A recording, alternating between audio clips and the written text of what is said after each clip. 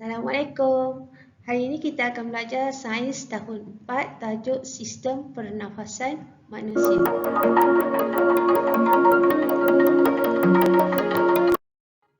Okey, dalam proses hidup manusia, kita boleh katakan proses pernafasan melibatkan dua, iaitu menarik nafas dan menghembuskan nafas. Organ pernafasan manusia adalah paru-paru, hidung atau mulut maupun salur trakea merupakan salur di mana udara masuk dan udara keluar. Manakala laluan udara masuk ke paru-paru ketika kita bernafas adalah melalui hidung, terus ke salur trakea dan masuk ke paru-paru. Dan laluan udara keluar dari paru-paru ketika kita menghembuskan nafas adalah dari paru-paru keluar ke salur trakea dan hidung atau mulut ketika kita menghembuskan nafas. Seterusnya, pergerakan dada semasa menarik dan menghembuskan nafas. Proses menarik dan menghembuskan nafas di sini murid-murid dapat lihat juga diafragma. Diafragma ni berfungsi untuk mengawal tekanan udara di dalam paru-paru. Bila kita menarik nafas, apa yang terjadi kepada rongga paru-paru kita adalah rongga dada dan paru-paru membesar kerana kandungan udara yang masuk ke dalam rongga paru-paru. Apa jadi pula ketika kita menghembuskan nafas?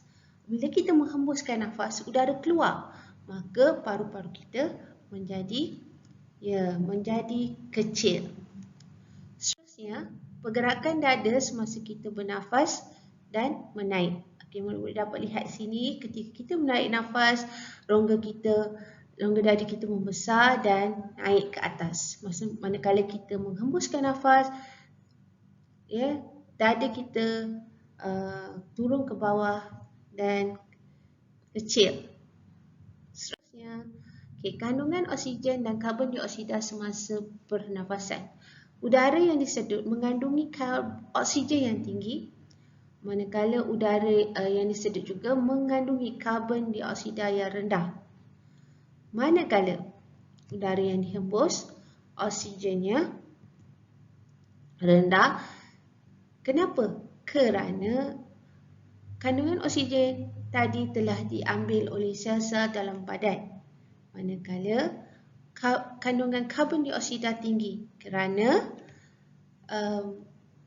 sel-sel darah kita mengangkut gas-gas karbon dioksida daripada sel badan untuk dihembuskan keluar.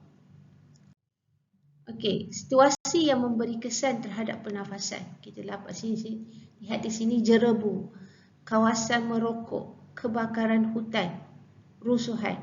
Manakala taman pula memberi situasi atau kesan kepada kita yang melegakan. Okey, di sini cikgu nak tunjuk ini adalah kawasan jerubu. Bila kita lihat, kita rasa sesak nafas kita. Begitu juga dengan tabiat mereka yang di kawasan merokok. Kemudian ini kawasan kebakaran hutan menyebabkan kita sesak nafas. Bilangan orang yang terlalu banyak juga menyebabkan kita sesak nafas. Bila kita lihat kawasan ni, lihat taman yang cantik ni, kita berasa tenang dan berasa selesa untuk bernafas. Kadar pernafasan pula ialah bilangan pergerakan dada naik dan turun. Naik sebab kita tarik nafas, turun sebab kita hembuskan nafas dalam masa 1 minit. Kadar pernafasan bergantung kepada aktiviti yang dilakukan. Keadaan rehat seperti duduk atau baring, kadar pernafasannya adalah rendah. Manakala kadar pernafasan yang tinggi seperti jogging, mendaki bukit, aktiviti yang cergas menyebabkan kadar pernafasan menjadi lebih tinggi.